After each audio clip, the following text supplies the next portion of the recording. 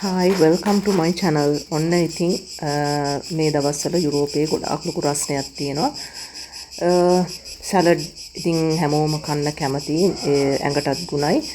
මේ තමයි ගත්ත සලාඩ් එකේ ඔක්කොම. ඒ කියන්නේ කොළ වර්ග, ඒ වගේම කැරට්. ඉතින් මේ ඔක්කොම ඉන්ස්ටන්ට් ඒ කියන්නේ පැකට්ස් තියෙනවා මෙහි ගන්න.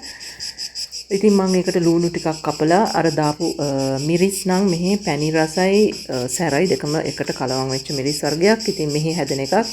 ඒකෙනුත් කරල් දෙකක් කපලා දැම්මා.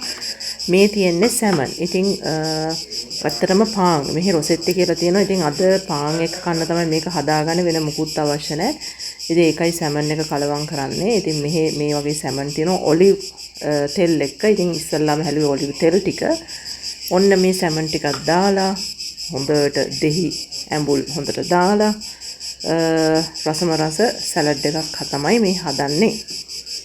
ඉතින් මේ විදිහට හොඳට ඇඹුල් රස එකතු කරාම හරි රසයි. මේ තියන්නේ මෙහි පොමොදෝරි. ඒ කියන්නේ මේ පොමොදෝරි කියලා කියන්නේ තක්කාලි. මෙහි තියෙනවා තක්කාලි හොඳට වේලලා, ඒ කියන්නේ හොඳට ඩ්‍රයි කරලා ඒගොල්ලෝ ඔලිව් එක දාලා පදම් කරලා ඒ ටින් වල දාලා තියෙනවා.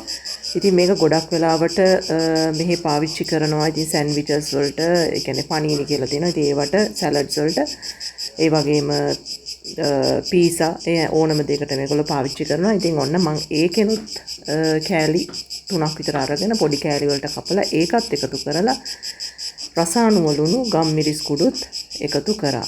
ඊට පස්සේ මම කලින් දකින්න ඇති පොඩ්ඩක් විතර විනාගිරි එකතු කරා. මොකද වැඩි එකතු කරන්නේ නැහැ. ඊට පස්සේ මෙන්න මේ ටික කොළ එළවලු වැඩි පොඩි නොවන විදිහට ඉස්සලා සැමන් ටික අනාගෙන ඊට පස්සේ ඔන්න සලාඩ් එක මේ විදිහට කලවම් කරගෙන රසට හදාගත්තා. හැබැයි එක දෙයක් අඩුයි මොනවාද? මේ තක්කාලි.